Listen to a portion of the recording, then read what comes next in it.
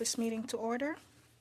We are now on the 41st meeting of the House of Commons Standing Committee on the Status of Women.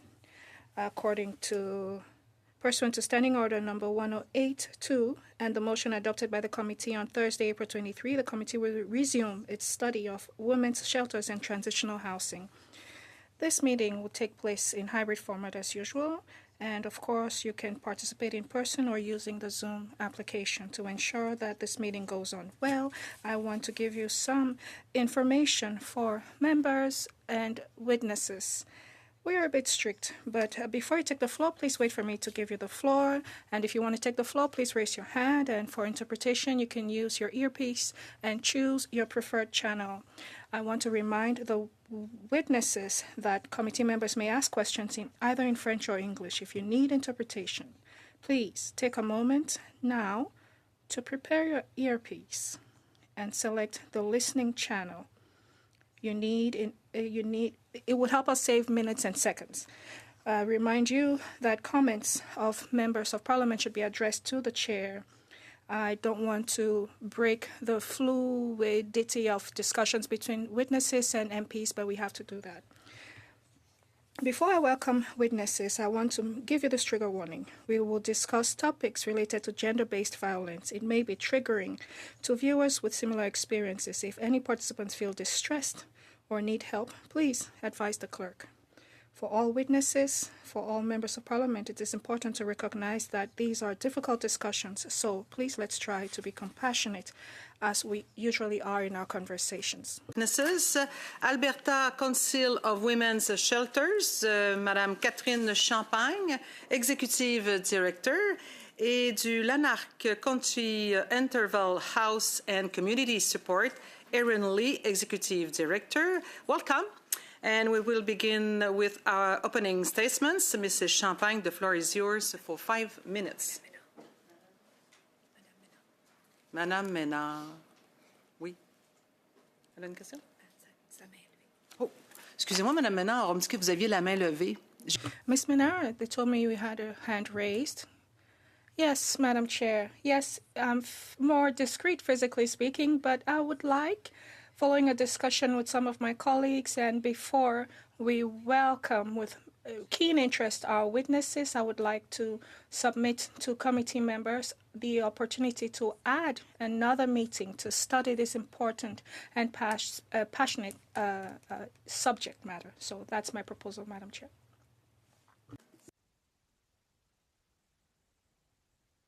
Du comité de vouloir ajouter. I'm asking the committee members if you want to add another day. I see you nodding, Ms. MP Larouche. Is everyone in agreement? So we will add another day.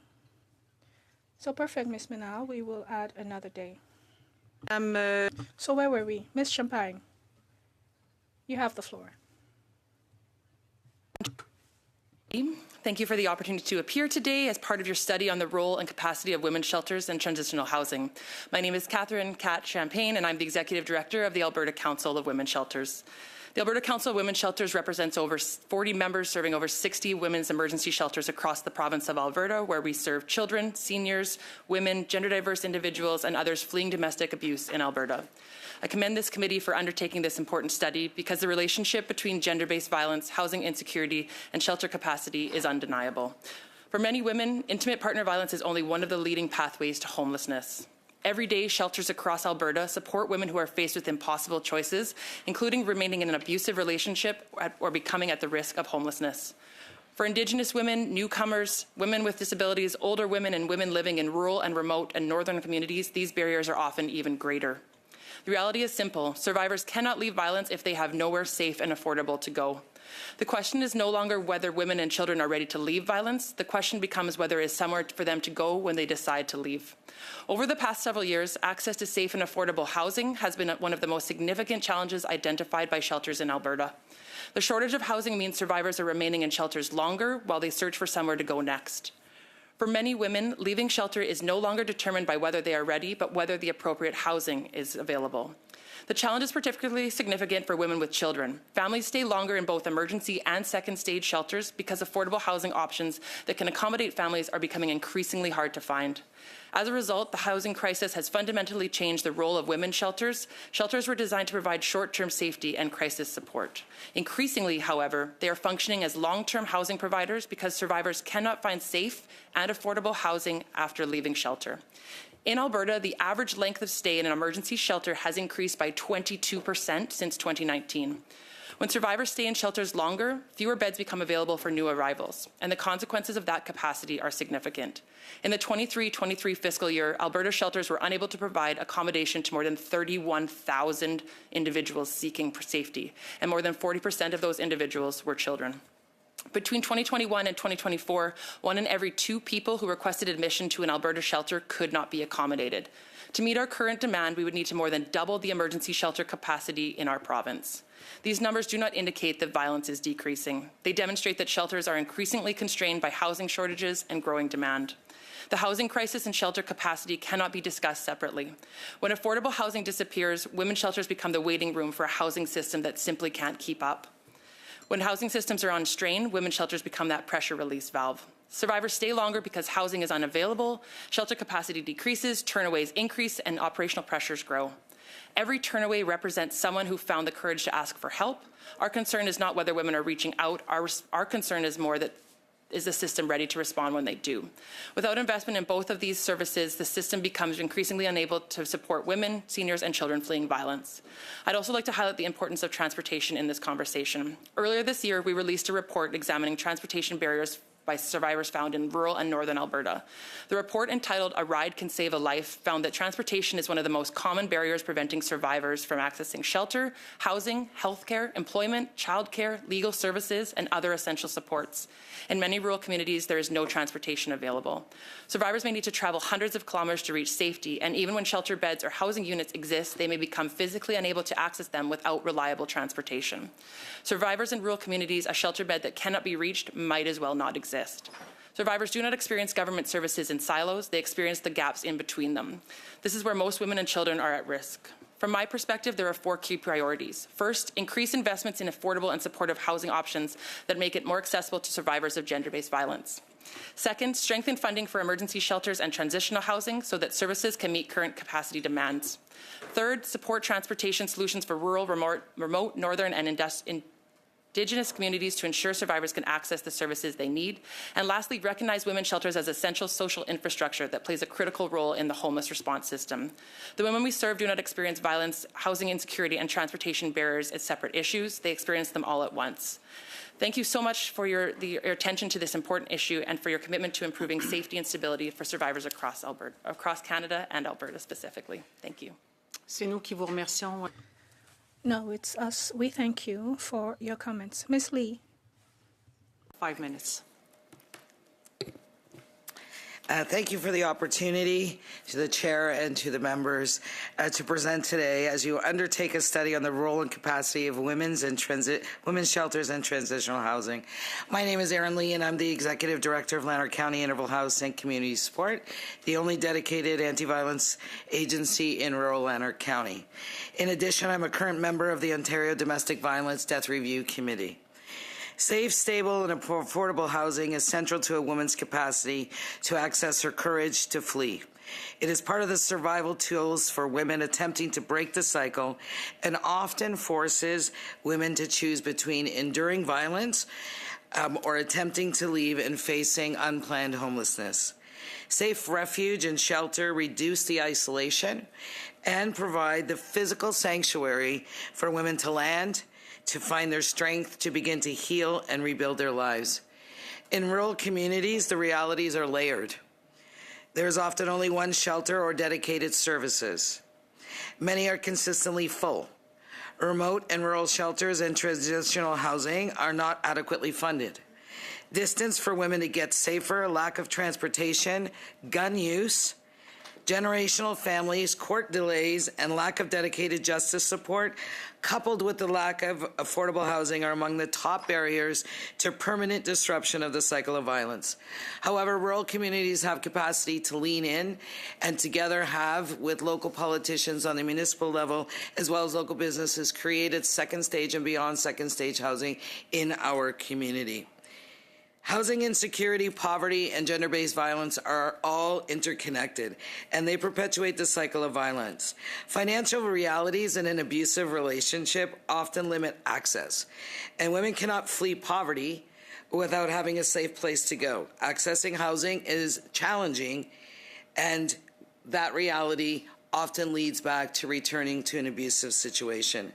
Finding the courage to leave often means leaving everything behind, resulting in unplanned homelessness.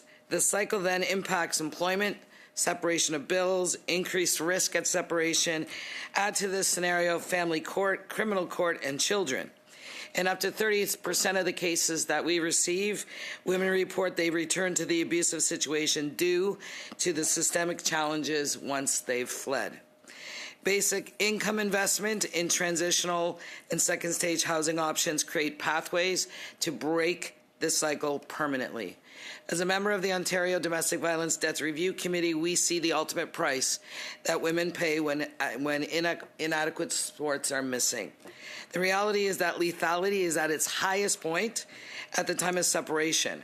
Women could make safer decisions if there were adequate, appropriate housing options available.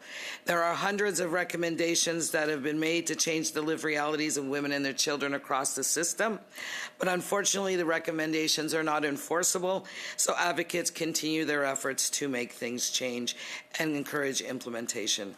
As a witness who provided testimony at the CKW inquest in Renfrew, Ontario in 2022, oversight, implementation, and the creation of a commission on IPV, GBV is critical. To have experts informing the government and making evidence-based recommendations to effect meaningful change in community is essential. To amplify the lived experience of survivors is also a pathway that must be considered. The reality is that women's shelters and transitional housing sectors have a long history and proven capacity. Shelters have been doing the work for 40-plus years and are the experts. Intentional and modified funding equations must be in place to recognize the differential realities across the country, especially for rural, remote, and flying communities. Shelters and transitional housing organizations must have adequate funding, as they are often the keepers in elevated risk and emergency situation. The ultimate price women pay when adequate supports are not available is death. Recommendations must be considered as solutions and pathways to change, from the 231 calls for justice to the Mass Casualties Commission. Please, I implore you to engage and work united to build an IPV, GBV commission rooted in expert voices informing direction. Thank you very much for your time and your attention. Madame Lee, merci pour vos... Ms. Lee, thank you for your comments. And thank you for sharing all of this with us. Ms. Rogrit, you have 6 minutes. Thank you, Madam Chair.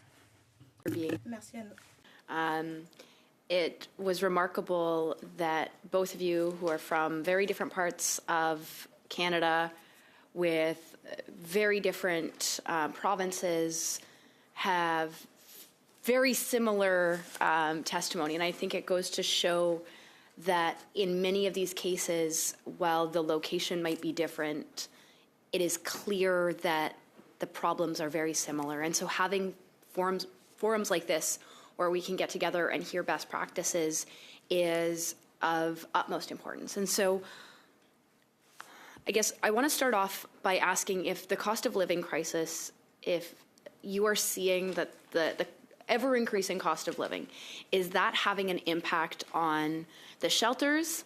And is that having an impact on the people, either preventing them from leaving abuse sooner or being able to get out on their own? Perhaps start with Madame Champagne. Yeah, 100%.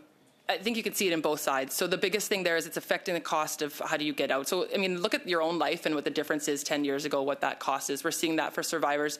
We're seeing when there isn't an increase to the supports that are provided to them. So if even Alberta with income support, that number hasn't changed, which doesn't allow them more flexibility with what they're putting into their to the properties that they're looking into, the way that they're able to support their families. There's more cost as far as even our shelters and the cost that comes from that as well. And I mean that as far as survivors and those that are even working at shelters. The ability to keep shelters open, the ability for them to have the operational capacity to deal with the amount of survivors. When the cost of living keeps going up and increases to wages and increases to funding to shelters does not align with that, it makes it really hard for them to stay up to date. And then you think about the cost more and more for a survivor to leave. As counterpart indicated here, it's, the worst time is when they do choose to leave, and it's so expensive then. And if you don't have, your damage deposit, you don't have your utilities deposit, you don't have everything set up, ready to go at that time, it'll be really discouraging. We see a lot of women stay. So the cost of living, I think, applies right across the board to everyone. All right, Ms. Lee? What I would add to that is that in rural communities, often we see more women living in community with their families than living in the shelter. And so we have had to be really creative in terms of we've established a Perseverance Pantry, which is like a mini food bank, because people are unable to afford the groceries they need in terms of the survival and living in community. Transportation, as my colleague mentioned, is hugely problematic in our rural communities. And so we see that as barriers for women to get out safely. The escape planning is much more intricate, and the details of the escape plan having to be much more intricate so that we can help people land safely. Do you think it's incumbent on this Liberal government to tackle inflation so that we can bring the cost of living down? I would say cost of living is a reality that always needs to be considered in any kind of planning or any kind of government decision making that occurs. I think it's a great question as the world is floating around trying to figure out what to do. But the correlation between financial realities and the ability for people to flee violence are 100% aligned. So, and the reason why I ask this is, like, you look at gasoline. Gasoline prices have skyrocketed. I'm from a rural community, so just the cost of getting around is exponentially higher. So if you are someone that is now on a very fixed budget, the government, we put forward a proposal, Conservatives put forward a proposal to cut gasoline prices by 25 cents a litre for the rest of the year. The government rejected that idea. 25 cents a litre would have a huge difference on families. Do you think the government should adopt that policy, Ms. Champagne? I believe there's a definite need for that, because you're completely right. When you're in small, remote, rural communities, access to anything needs to be through transportation, which is an added cost. So I think that when you look at cost of living, it's definitely affecting shelters, but I'll look at it in two ways. It affects an individual as a survivor when they leave and secure their own property, their own place, all of those pieces, but it also affects a shelter's ability to deliver services. Because if a shelter doesn't have the ability to put gas in the tank to pick those women up or to get them to the services, you're lose-lose on both situations. So cost of living from one end to another, and even if you loop in staff that work, it's every part of women's shelters and how we support survivors. Thank you. Ms. Lee? I think it's really important to consider the establishment of a commission that can explore the issues related to finance, gasoline, but also explore the realities in terms of the number of incidents of intimate partner violence in our country, the resources that are currently put into shelters, how to change the equations for funding, and I think that is part and parcel of that. Fully appreciate that, and I actually had the opportunity of meeting CAP for the first time in Cold Lake, and I had my son at the groundbreaking of the newest women's shelter in Cold Lake, and I brought him when we cut the ribbon on the brand new building, and the number of women that came up to me that were either survivors from that shelter that said, I had no choice but to bring my child. The fact that you're bringing your child makes this more normal. So thank you for showing that leadership. And actually, Kat's husband helped wrangle my son as he decided that that was no longer fun for him. So thank you, Matthew, for that.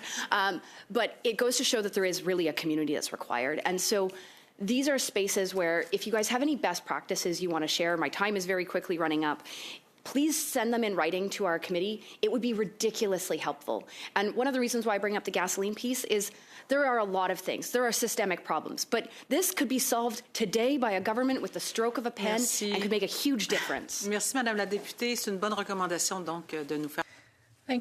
ces compléments d'information. Madame la députée Gladu, la parole est à vous. Merci, Madame le Président. And welcome to our witnesses. Thank you for being here today. So I noticed, I'm going to start with Catherine Champagne. You had 4 priorities that you wanted to put forward, and one of them was strengthening funding for shelters. And so our government was pleased to support your organization with almost $3 million. I wondered if you could talk about what other sources of funding the shelters are getting. Yeah, 100%. And I think when I, commented that, I think I'm looking at all levels of government, whether that's through federal, provincial, and municipal. I think there's all a requirement to contribute to that, and especially when you look at some of those communities like rural. I don't think that there's an expectation for, I'll use Cold Lake again, as we talked about. It's a very rural community in Alberta, so there is an expectation that that municipality supports what's happening there, because you do always have to make sure you have space for your local survivors that may attend. But as far as a provincial government, so in Alberta, we are funded. The majority of our shelters are funded through the provincial government for about 80% of the work that they do. So we're always, of course, grateful for that funding. But there is a large gap there that needs to be filled by fundraising. So I look right now, we just did a study with our shelters, and as of last week, we're in the tens of millions of dollars that shelters in Alberta need to fundraise to operate on a regular basis. Their deficits are growing and growing in between. So I think it's something that we need to look at all levels. And how do you contribute? And maybe, again, we're grateful for the funding that comes from the federal government in very different ways, because we can use it for different types of things. But I think looking at, how can we, if funding isn't available, I'm an Albertan, I know we're in a deficit, but are there other things that can be done to cut back on some of those costs as opposed to injecting more funds when I know there aren't an unlimited amount of funds to be put in? Very good, thank you. My next question is going to be about transportation, because both of you mentioned that this is a real barrier, especially in rural areas. And so I wondered if you had any ideas about what kind of solutions you would need, because it seems to me like when you're in crisis and you got to go, like you can't just book a bus that eventually leaves, and if you're in a fly-in zone, that could be problematic as well. So I'll start with you, Ms. Lee. Sure. I think that in flying communities, one of the layers includes bans. So getting permission to leave a community is one thing. So it's not just flying. It's not just making arrangements for transportation. It's also about getting permission to leave. So that is a reality for many women. In our rural community, we are trying a new project where we are working with our local transportation provider so that they can help people who are not in need of an ambulance but need service to get to a hospital or to an appointment. And we have been looking at how do we employ, and I'm sure this happens in Alberta as well, creative solutions to get people free. So whether that's the police attending, whether that's the police sitting at the end of the very long rural driveway so that once she gets to the end, they're going to help her. We're limited in taxis. We don't have very many.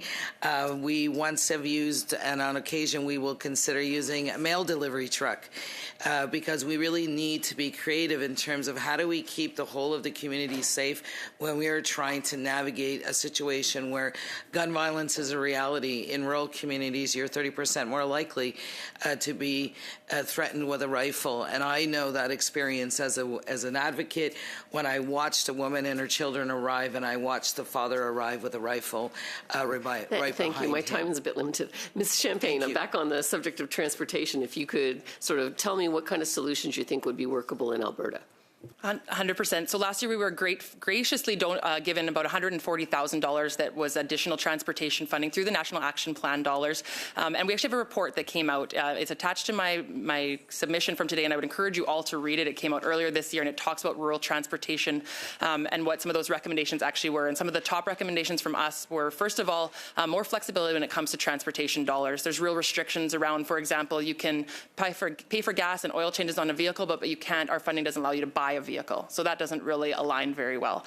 Secondly would be that we have more service providers that we work with. So we had a couple organizations in Alberta that we worked with that were trained on how to do this type of specific transportation where you've got sometimes respite care, you're taking a mom for a few hours at the same time. We also recommended that all ride-sharing companies have domestic violence training and some type of training so that they can better support survivors in that time. And ultimately just more injections of dollars into transportation, because without adding additional services, we can at least support some of those gaps with transportation as opposed to putting up, a bunch more small services in small communities that might not have the full need that they that they respond to. So excellent. So now I'm going to move and try to hit transitional housing, which is so important in order to move people out of the shelter so that there's capacity. But the question is always, what kind of transitional housing is going to be appropriate? If either of you could comment.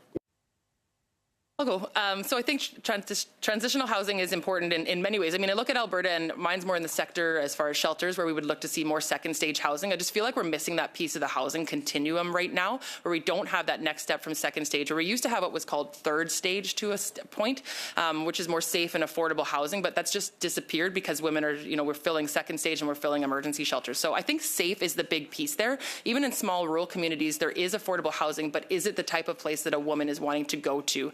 It's not something that's, not maintained. There's no safety precautions put into place. So I think even just looking at our current stock of housing and how can we make it more safe and accessible to women, that might increase as well. But that would be the biggest thing for me in transitional is more second stage. Okay, quickly. I think I only have a few seconds, Ms. Lee. Suggest looking at creative opportunities and in investing in attracting builders to want to build in our communities is really difficult. And that's all I have to say.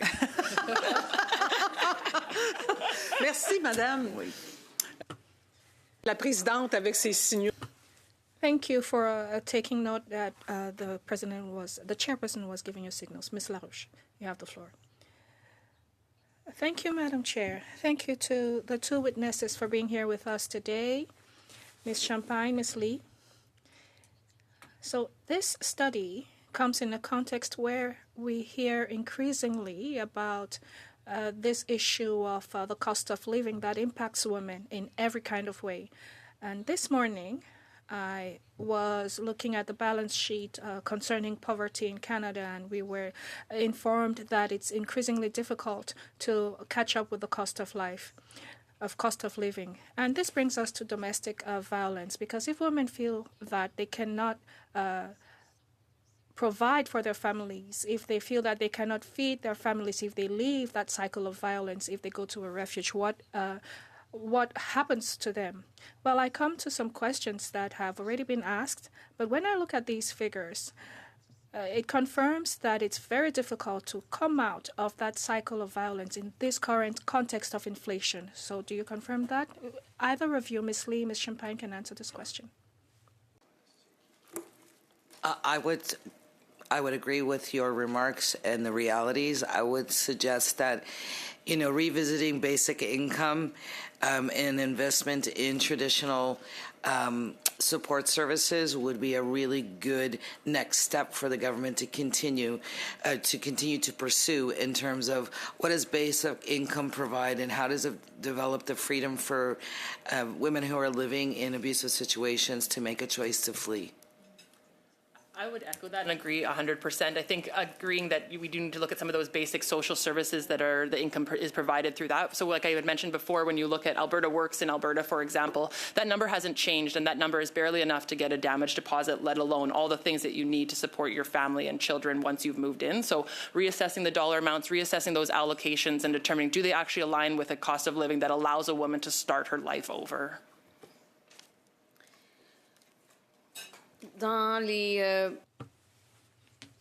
So, in your observations, the microphone is off.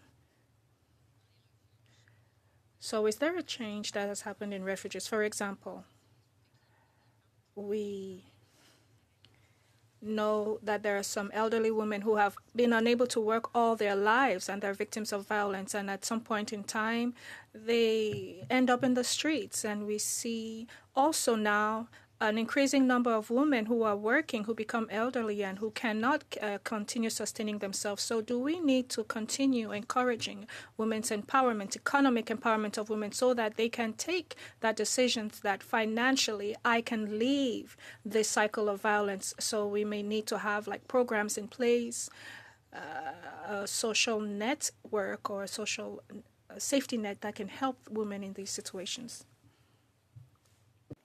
Go ahead. I think, again, I'm just going to reiterate that I think it's really important to consider basic income.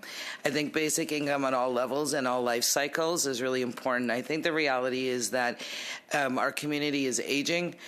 We are seeing more femicides and more incidents of volatile violence that involve seniors, so we need to be reaching out to hospitals. We need to be thinking about memory loss. We need to be thinking about how that triggers a change in behavior that escalates violence and how that will impact on both of the members in that relationship in terms of their capacity to continue to afford to be either together or separate, and heaven forbid there be a femicide as a result of that. Seniors are overrepresented, and we need to invest more money into protecting our seniors and aging communities.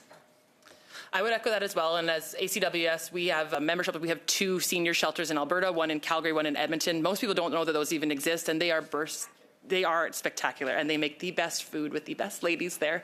And they're overflowing, and there's just not enough space there. And having more supports for women in community, maybe not at that shelter level, because that, of course, is more familial violence than intimate partner violence that we see at those senior shelters.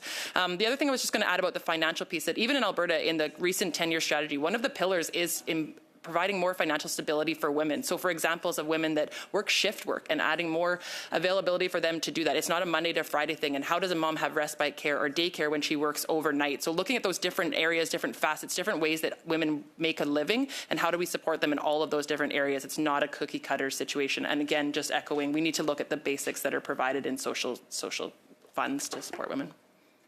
Et je pense qu'il y a aussi de revoir les prestations vieillesse. And so maybe we need to look at the pensions for the elderly, because we see that these do not necessarily follow the inflation rate. So we need to see how to better index them. So I have 1 minute left. So I want to talk about transportation. And thank you for bringing this perspective from the rural perspective. Actually, I live between Sherbrooke and Montreal, and we have some rural communities, and they have transportation challenges for women and everybody in general. I have 30 seconds. So we talk about an investment in Quebec for collective transportation, but it's usually adapted for tramways and subways in in cities, but in rural areas. What do we need to develop to improve that? Other individuals that can benefit from that. So not just domestic violence survivors, but seniors, those with mental health concerns, those that just have transportation concerns, because that's where we're going to see the volume. One of the biggest reasons we don't see a lot of transportation because there isn't the volume. Shelter clients are transient, and it's not always what we expect. So. Merci beaucoup, Madame Champagne.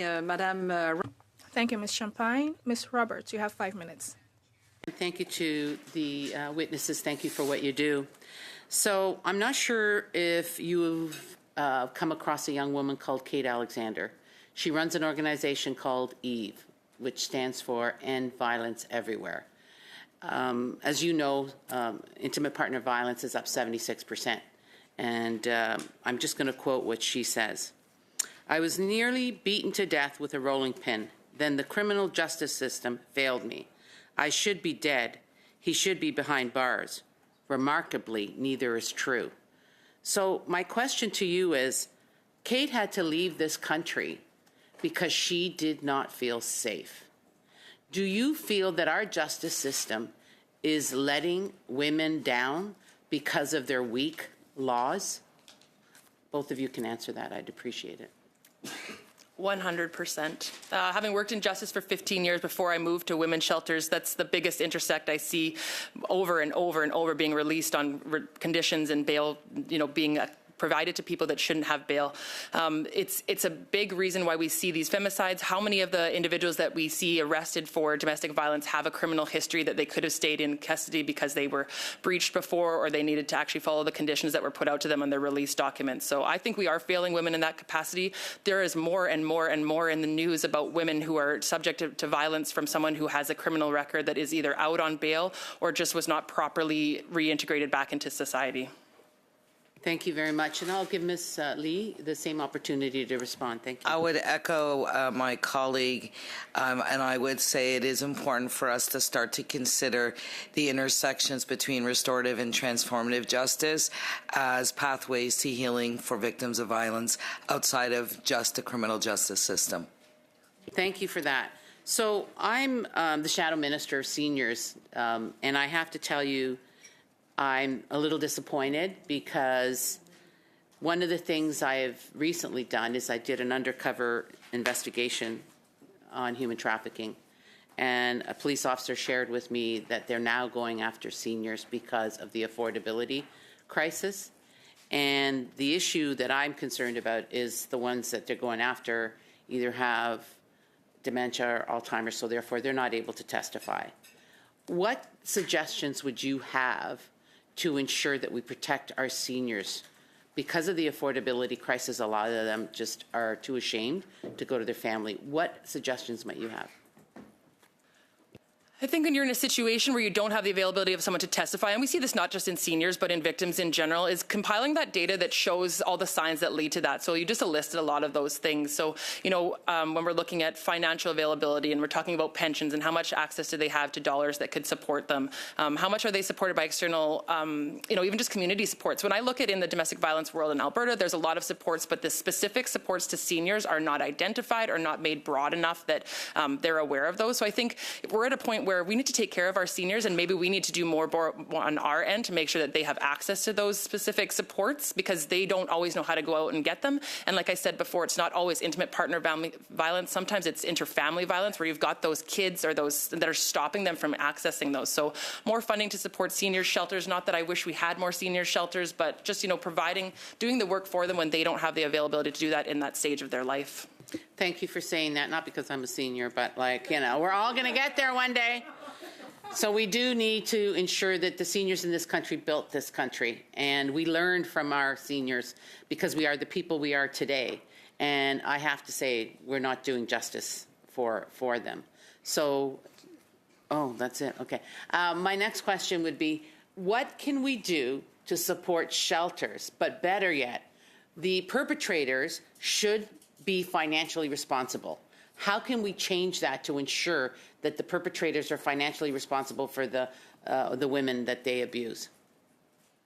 I think that's a really great idea. I think the function of that really comes down to how the courts navigate that and how the courts will find in terms of offering fines. I think the Supreme Court decision will also help us look at how do we navigate that, especially with aging women who are in situations.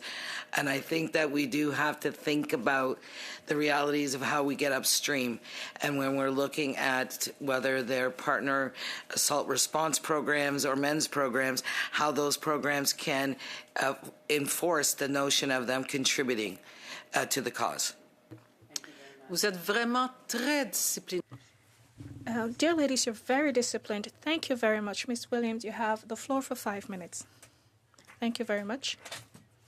For joining us today for this very important study. I want to ask Ms. Champagne, I know that obviously the province and the municipalities and regions have a very important role in delivering shelter services, and I understand that there have been a round of cutbacks in Alberta, and that this is something that you've noted as an association, but could you talk a little bit more about how that might impact on rural communities and the service offerings there? Yeah, 100%. So the Alberta government did cut funding to some of our rural shelters. There was an increase to additional shelters, so I just want to be very clear that there was not just straight cuts across the board. They did increase some of our other shelters in bigger centres. But I think we need to look at the supports that we're providing. If we're pulling those out, what are the ancillary effects of pulling that out? Shelters aren't just women's shelters. They're the hubs of so many communities. They become homeless shelters. They become crisis locations. They become where people meet, where people go to for any type of refuge. So I think when we're looking at cutting funding or looking at how we can support, we need to look at the full role of a women's shelter, and it is not just to support domestic violence. They're outreach workers. They're supports to their community. Some women don't even come into shelter. So I think as a community, provincially, or even federally, when we're looking at funding as a whole, what does cutting back on something, what is the ripple effect of that? And I think it's more than just closed beds. Ms. Lee, you started to talk a little bit about other forms of justice, transformative justice. Could you share a little bit about what that might look like, how we might consider that, how that might address some of the pain points that we're seeing in our society? Sure, I appreciate the question. I think that at this time and at this juncture, in terms of looking at violence prevention and healing pathways, that we need to move outside of the traditional criminal system. I think my colleague said, you know, the system is failing. It's failing victims. Victims are being re-traumatized. The notion of restorative and transformative justice allows a victim an empowering position in that process. It allows them to talk about what it is they want. Most victims will tell you what they want is for that never to happen to anybody else. And so the criminal system does not engage in that. So we need to be talking about how we work across systems, how we offer various pathways and various realities, looking at all the safeguards, looking at course of control, looking at all of those realities, but also really surrounding the victim with the opportunity to face accountability, where the criminal system doesn't really give that notion of accountability. So how do we shift that? And how do we intersect systems and create pathways that women can actually find the healing that they so deserve? And how do we work upstream with perpetrators and look at how they can hold themselves accountable, make amends, and perhaps make different choices so that we don't have to stay in the wrong systems all the time? I'm going to ask a systems question to both of you now. Given that this issue then has women intersecting with all kinds of departments, whether it's from a health perspective, et cetera, how do we better understand the pathways and how to align these systems so that they're more focused on the experience of survivors? My colleague has a suggestion, so I'd let her go ahead. My response would be that I think it's important to invest in an IPV-GBV commission. I think it's important for the government to be informed by survivors, informed by experts who are doing the work in the grassroots communities. I think it's important to look at the recommendations that come from various places and let that inform how we move forward. I think we need to work alongside each other more.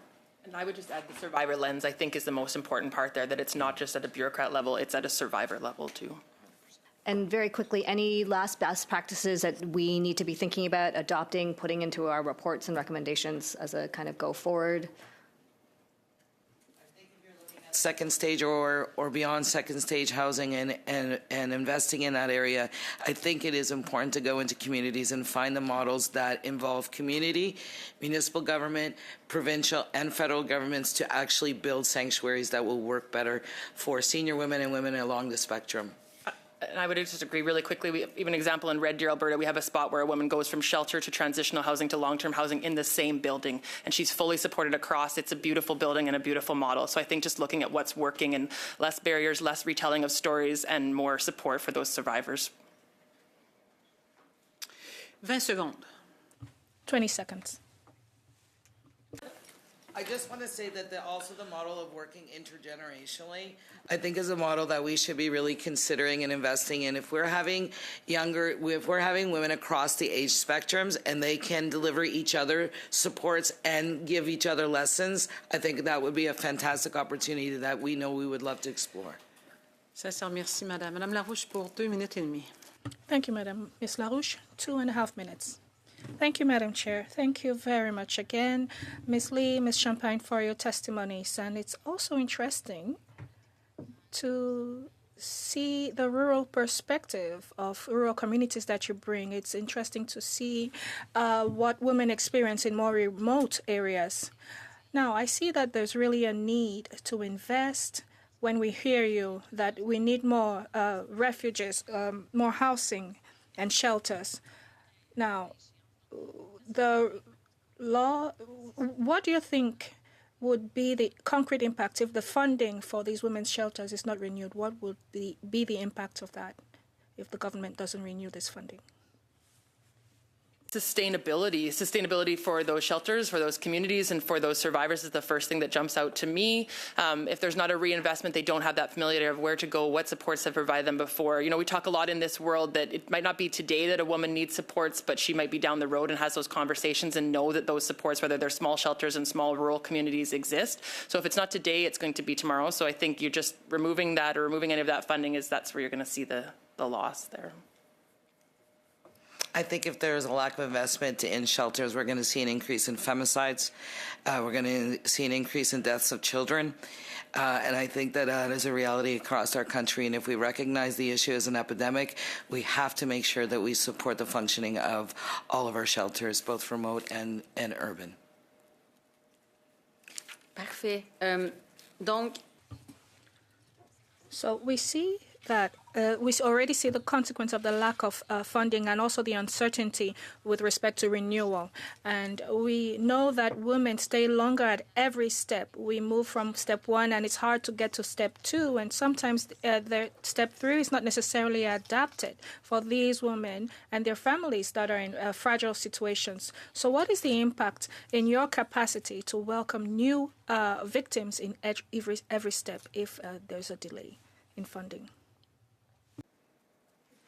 In Alberta, it's a backup. It's just showing that, that housing continuum doesn't you said it properly, that it's, if we don't have safe and affordable housing, women are staying in second stage longer, then they're staying in emergency shelters longer. And what we're also seeing there is that affects the number of people that are counted or even accounted for in those shelters because they're staying in shelter longer. They're still being supported the whole time. Merci, cher. Thank you, ladies. MP Davis, you have the floor for 5 minutes. This is my first visit to this committee, and I'm honored to be here. But one of the things, if I can preamble this a bit, one of the reasons I'm very happy to be here today is last week I hosted a group of survivors at a round table here in the House of Commons. These are survivors from the Niagara region who had survivors of both sexual abuse as children and as adults. And at the time, as they told their stories, and I'm grateful to my colleague, Ms. Roberts, for participating in this roundtable, it was historic for them because several of them had never been out of the Niagara region. And one individual said this was the highlight of her life to be able to come here and tell her story of survival to parliamentarians. And we often lose sight of how people from our communities would appreciate to have that voice, to be able to come to a committee like this and express their concerns and tell their story. But one of the things that was revealed from this day was, at the time, many of them didn't have shelters.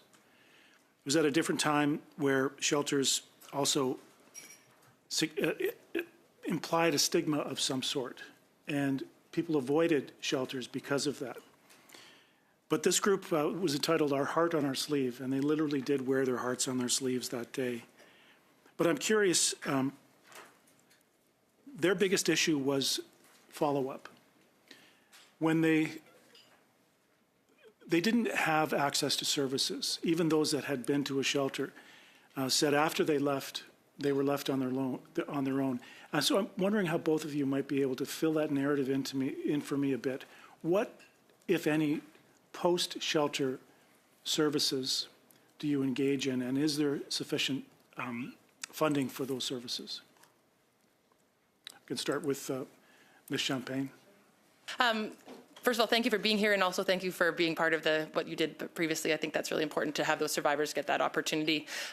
We do outreach, and that's a big part of shelter work in Alberta, and outreach becomes something that women don't even have to attend shelter. It doesn't have to be a bricks and mortar situation. They can have that person meet them at a coffee shop downtown, somewhere that's available to them. And what outreach does, it's wraparound services. So for a woman that's in shelter, usually about halfway through her time in shelter, she'll start to work with an outreach worker to transition her out, and that can be to help her with food security, housing, court, getting her kids into school, all of the life skills that she might need. And then at the same time, we offer that to those that aren't in shelter. So if they just self-present that they are needing that support, they do that as well. But it is funded in a different model. We're even seeing in Alberta, there's a shift in that funding, and that's part of public education as well. So more funding in that area, I think, would be good, because what happens a lot of times is that's just the work that shelters are doing off the side of their desks. So they're trying to run an emergency shelter at the same time, and also trying to support those women through outreach. So I think it would just be looking at the full funding model as a whole, and funding them as two separate things, because they are serving two very different purposes. That funding is provincial, however, correct? For us, it's provincial. It's all intertwined. So, Ms. Lee, do you have similar services? Yes, we have the same services. We provide outreach services, and we might see 120 people in the shelter annually, but we'll see 500 families in outreach. So we work at all of our outreach communities, far-reaching communities. We'll go to people. We'll have them come to us. We also offer group services counseling services in person, online, and we have a phone-in group for seniors to reduce isolation so that people are still able to be engaged. I think the funding envelope in the equation as it relates to rural communities and the vast geography is really something that needs to be given a lot of consideration. I want to congratulate you on your success meeting with survivors and say that it's another model of best practice is survivor forums. So we have survivor forums with police, with justice partners where they meet with survivors who give them the good, bad, and the ugly of their experience with those systems to inform them in terms of how they could modify their service. I know that a few of the ladies who came to this forum last week will be watching and will very much appreciate what you've just said, and I'm grateful for that because as I said to them, it was just day one for me. They have suffered a lifetime. They carry their wounds and their scars with them every day. They have trust problems, they have relationship problems, but they are the most courageous people I've ever met in my life, and I'm grateful for their visit here. But it is only day one, and forums like this also adds value to awareness across the country. And I'm grateful to have been here to help with that. But one other question: our justice system often heavily favors the offender over the victim. Je suis désolée, chers collègues. I apologize, dear colleague. You may not have time to conclude, but maybe your question can be repeated by a member of the committee. Ms. Menard, Ms. Lee, Ms. Champagne, I am so impressed by your contribution. The information you have shared today has given much more light to the subject matter. Ms. Champagne, you have said that women's shelters would be seen as sanctuaries. We know that for some women, when they get into these shelters, it's the first night in a very long time that they know that they can sleep without fear of dying. That is really something. And these shelters are handled by trained personnel, passionate personnel. I don't want to put words in your mouth, but I believe also worn out personnel, tired. That's what I hear with conversations that I have here in Quebec. So can you give us a picture of the situation about those people who work 24 hours a day, 7 days a week to help these women? I think that it's important in our report and in the recommendations that we will have to draft for the government. 100%, and it's the same across the country. It's the same as it is in Alberta as well. And as someone who worked frontline and went all the way up within women's shelters, I know how difficult that work can be, and it's very daunting on them. So you look at something like turnaways. You know, on a regular day, the rest of us go to work, and we're not having to turn women and their children away from the place that we work. That can be really heavy for them to deal with. At ACWS, we had an initiative also funded through the National Action Plan dollars a couple of years ago that was actually counseling to frontline shelter staff. This is something gets overlooked and just lumped into their regular EAP, whereas this is really specific. It talks about debriefing, how to deal with those strategies, how to come back to work the next day and do the same job that is extremely hard and heavy. So I think we need to look at investing money into that, as well as we see really high turnover rates when it comes to staff in shelters across the province. We as an organization try to find ways to support shelters to alleviate that, but it's going to continue to happen. The work is heavy. The ability to do it for a long time is really hard. So I think we need to invest more into how we support and pay them a living wage. That's such a big part, and even in Alberta, that they're not paid enough, and we don't have those that have more expertise or experience to be able to come in and take some of those roles because the pay is just not enough. So I think including frontline shelter survivors, shelter support workers, and everything that you do and everything recommendation that this committee does is so vital and so important. They're the ones that are going to enact this work and support survivors directly on their worst days of their lives. Pour pousser la conversation un peu plus loin, Madame Lee. To go even further in this conversation, Ms. Lee, does this have a consequence on users, on survivors, the fact that they need to very quickly try to build a relationship of trust with those people who are assisting them? But I feel like our staff are very well trained and are very passionate and do everything and use every strategy. I think compassion fatigue and vicarious trauma is a reality. I think that trauma and the fact that we know women carry trauma, we know our staff carry trauma. And I think we have to invest and recognize that people should be allowed paid time off, that people should be encouraged to take a break, that the funding necessitates training and breaks and compassion fatigue. And we have groups that we'll have our staff go to for 2 hours a week just to sit down and unload things so that they can be healthier, because when they're not healthier, they're going to put clients at risk. And we're not going to do that. We're going to mitigate that at every road. Merci beaucoup. Okay. Thank you very much. In Quebec, a few years ago, we set up special tribunals. And, well, the success of the implementation of these tribunals depended on the training of the magistrates, the training of the social and judicial workers to make sure that assisting these victims and survivors is adequate. And when we think about this brave act that women take to run away from a violent environment, we know that there are many people who will interact with them. Yes, in shelters. We also have transitional housing. We had Transit Secours with us a few days ago. So I'm asking you, Madame Lee, Ms. Champagne, who should be the ones who need awareness raising and sensitive training to better assist these victims and survivors? That's a very large question for a sign that I saw that indicates very little time left. I think that public education and creating awareness campaigns in community to mobilize our community to recognize when they see violence, they should name violence so we can change violence. We need to be doing it in school. We need to be doing it all the way through. That is a huge investment that we need to make. Judicial training on the other end of that spectrum is also, I think, quite critical. Merci beaucoup, Madame Ménard. Thank you very much, Ms. Ménard, for this discussion. Thank you to the two of you for making yourselves available today. We learned a lot, and thank you very much for coming here. Dear colleagues, we'll suspend a few moments to be able to bring in the second panel. Thank you.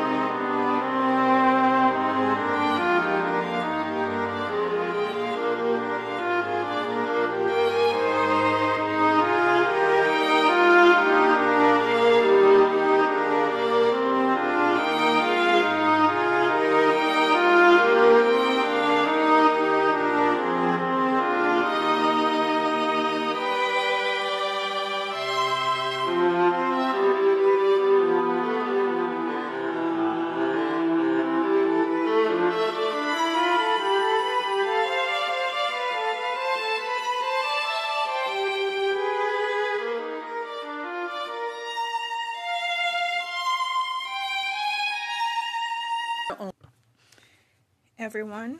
We are back in session, and before we begin, I would like to make some comments for the benefit of members and witnesses. Please wait until I recognize you by name before speaking. For those participating by video conference, click on the microphone icon to activate your mic, and please mute yourself when you're not speaking. If you wish to speak, please raise your hand. For those on Zoom, please use the raise hand function. For interpretation, for those on Zoom, at the bottom of your screen, you can select the appropriate channel for interpretation, either English, floor, or French. For those in the room, you can use the earpiece and select the desired channel. I would like to remind witnesses that committee members may ask questions in either French or English. If you need interpretation, please take a moment. I think you have done that already to select your preferred channel. I want to remind you also that all comments should be addressed through the chair, but I would not interrupt discussions between witnesses and members of parliament. Elspeth Haworth, Centre for Women, Sundar Singh, Executive Director, welcome. The Denise House, Julia Fides, Executive Director, et du YMCA Cambridge, Kim Decker, Chief Executive Officer. Welcome. We will begin now with opening statements. Mrs. Singh, the floor is yours for 5 minutes. Thank you.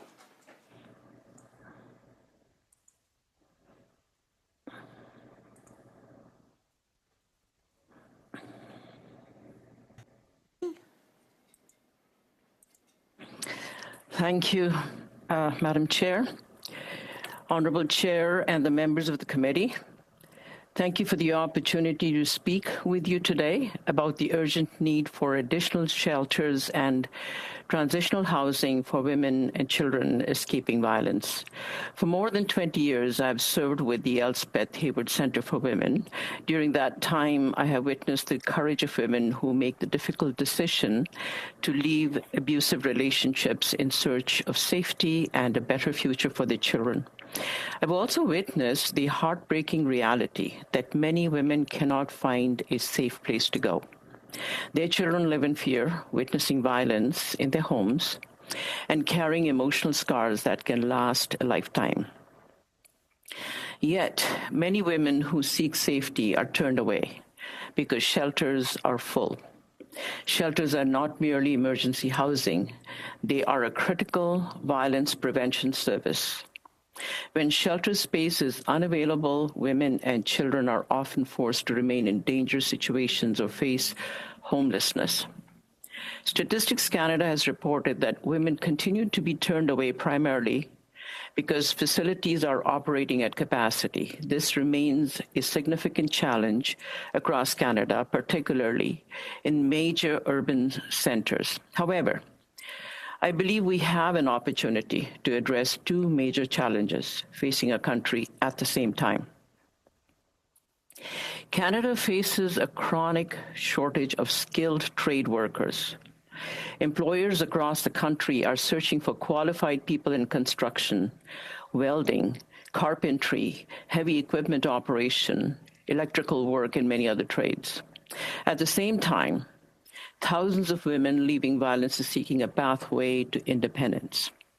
Shelters need to become not only places of safety, but also centers of opportunity for the women seeking to start new life. By integrating skilled trades training into shelter programs, women could gain valuable skills while rebuilding their lives. Through partnerships with unions, employers, colleges, and apprenticeship programs, shelters could become gateways to meaningful careers. Women should not be limited to minimum wage employment when they have the potential to become skilled professionals with stable incomes, benefits, pensions, and long-term career prospects. A woman who enters a shelter seeking safety can leave with a trade, an apprenticeship opportunity, and the ability to support herself and her family with dignity and confidence. I would like to share a practical example. The Elspeth Haworth Center for Women recently had an opportunity to partner with the County of Simcoe and the town of Bradford, West Gwillimbury, to establish a shelter in Bradford, Ontario. This area has a high need for a shelter. 70 women were placed in hotels because shelter space was not available. A municipally owned property is available and could accommodate up to 20 women and their children. at a time. The shelter can provide safe housing, children's programming, personal development opportunities, and training in construction craft worker skills. The estimated investment is approximately $13,000 per woman, including both shelter accommodation and training. Within a matter of months, many participants could be employment ready and moving toward apprenticeships and long-term careers. The benefits extend far beyond the individual woman. When women secure meaningful employment, they gain financial independence. They begin planning for home ownership, transportation, further education, a brighter future for their children. Communities gain skilled workers. Employers gain much-needed talent. Governments benefit through reduced reliance on social assistance and increased tax revenues. This is not simply a social investment, it is an economic investment with measurable returns. The vision for the Bradford Shelter received strong support from the municipal leaders, community partners, and labor organizations. The need is clear and the opportunity is real. The only barrier is funding. Today, I urge the government to view shelters not as a cost, but as an investment in public safety, workforce development, economic growth, and the future of Canadian families. Every shelter space represents more than a bed. It represents. Thank you, Madame. Madame Fides. Ms. Fides, you have the floor for 5 minutes. Chair and honorable members of the committee, thank you for the opportunity to appear before you today as part of your study on the role and capacity of women's shelters and transitional housing. I'm appearing today from the perspective of Durham Region, where 4 gender-based violence shelters serve a rapidly growing population. Although each organization works tirelessly to support women and children fleeing violence, demand continues to exceed available capacity. Each day, shelters across our region and across Canada are forced to make untenable decisions because there are simply not enough safe and affordable housing options available to survivors. Women fleeing violence are remaining in emergency shelters longer, not because they continue to require emergency intervention, but because affordable and appropriate housing is too often unavailable as a next step. Emergency shelters have, in effect, become overflow housing for a system under severe strain. At the same time, women are increasingly presenting with overlapping challenges, including trauma, mental health concerns, substance use, precarious employment, family court involvement, caregiving responsibilities, and systemic barriers related to race, disability, immigration status, or Indigenous identity. When women cannot afford housing, they are more likely to remain in unsafe relationships, placing both themselves and their children at continued risk. When rents are unaffordable, when childcare is inaccessible, and when income supports are inadequate, leaving violence becomes significantly more difficult. For many survivors, the question is not simply, can I leave, but rather, where will I go? How will I support my children? And will we be safe tomorrow? The lack of affordable housing is now one of the greatest barriers to safety for survivors of gender-based violence. While emergency shelter beds are essential, shelters alone cannot resolve this crisis. Women need a continuum of support that includes prevention, emergency response, transitional, and deeply affordable housing, mental health supports, childcare, employment assistance, and long-term stabilization. In the Durham region, intimate partner violence was formally declared an epidemic in 2023. Community organizations, municipalities, and service providers have mobilized in response. However, local action alone cannot resolve a national housing crisis. If we are serious about ending gender-based violence, housing must be recognized as a central part of the solution. Transitional housing is particularly important because recovery from violence does not occur within 3 to 6 months. Survivors need time to regain stability, support their children, and heal from their trauma. I would respectfully offer the following recommendations for the committee's consideration. First, the federal government must significantly increase investment in deeply affordable and supportive housing designated for women and children fleeing violence. Access to safe, affordable housing is one of the most effective means of preventing gender-based violence. Second, funding models for shelters and transitional housing must reflect current realities, including longer shelter stays, increasingly complex client needs, and staffing pressures. Third, greater investment is needed in supportive, transitional, and second stage housing. Emergency shelter is only the first step. Without safe, longer-term options, women remain trapped in cycles of instability. Fourth, funding models must account for regional realities. Communities such as Durham Region are experiencing rapid growth, rising housing costs, as well as increasing demand for services. Women cannot rebuild their lives if social assistance and housing benefits remain far below market rates. Finally, survivors require integrated supports, including childcare, legal support, trauma counseling, income support, transportation, as well as culturally responsive services. In closing, gender-based violence is not only a crisis occurring behind closed doors. It's a huge housing issue, a public health issue, an economic issue, and it is a public safety issue. When women and children cannot access safe housing, they remain vulnerable to violence, including the risk of lethal harm. Women's shelters, when we operate above capacity, the entire support system becomes strained. We know what works: investment in affordable housing, investment in transitional supports, in prevention and coordinated services. These investments give women and children the opportunity not only to survive violence, but to rebuild their lives and move towards a future free from violence. Lasting safety requires lasting solutions.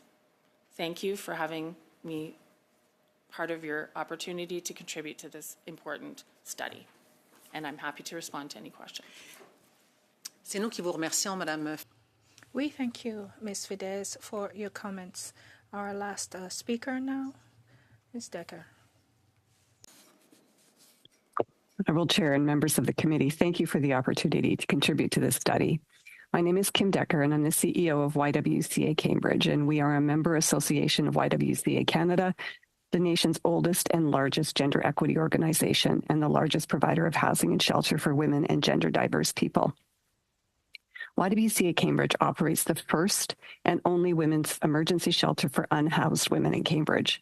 Our own research led us to build a model that differs significantly from traditional overnight-only emergency shelters. We operate a 24/7 facility with on-site wraparound supports. We do this because our own local research, the findings of which are echoed by provincial and national research, reveals that nearly 2/3 of women experiencing homelessness experience violence on a weekly basis. This then tells us that forced daytime discharge is unsafe and makes it impossible to have any semblance of stability, therefore increasing risk of violence and other challenges in the shelter. The overnight-only service model is a key reason why homelessness shelters have the reputation of being so unsafe. That is, it's not the service, it's the funding model. I want to speak about the problematic and artificial distinction between homeless shelters and domestic violence shelters. A woman staying in a violence against women shelter is homeless. If she had a safe alternative, she would be there. Yet funders and policymakers continue treating these as two separate systems. This silos funding and results in a significant discrepancy in the level of support a woman receives depending on which door she enters. This distinction is rooted in an outdated belief that someone leaving abuse is more worthy of support than someone who loses their housing for other reasons, or indeed someone who loses their housing before they can access a VAW shelter. This system failure is hidden by current data collection methods. Federally mandated point-in-time counts focus on street homelessness, which is more visible and tends to be male-dominated. Women are far more likely to experience hidden homelessness, couch surfing, staying in unsafe situations, or remaining with an abusive partner to avoid the street. Further, because there are fewer shelter beds and services dedicated to women, they are effectively invisibilized. More than 1 million women in Canada have experienced this form of housing insecurity. Because they are not visible on a sidewalk, there are fewer shelter beds for them versus men, a key source of point-in-time data. They are uncounted and consequently unfunded. Housing insecurity is not only a result of violence, but a major driver of it. Without a front door that locks, women are forced into survival sex or other exploitive situations just to secure a roof for the night to avoid the often greater or less predictable risks of violence. Since opening our shelter in February of 2025, we have been at capacity. And since August of 2025, when we began tracking this number, we've had to turn away more than 230 requests for service because we were full. There was and is still nowhere else in our city to direct these women. We also see a growing crisis of accessibility that disproportionately affects unhoused senior women, a demographic increasingly falling into homelessness. National data shows that only 66% of women's shelters have wheelchair-accessible rooms. For the 79% of women in housing need who live with a disability, the system who live with a disability, the system is physically inaccessible. It's also important to note that housing that is both accessible and affordable is nearly impossible to find.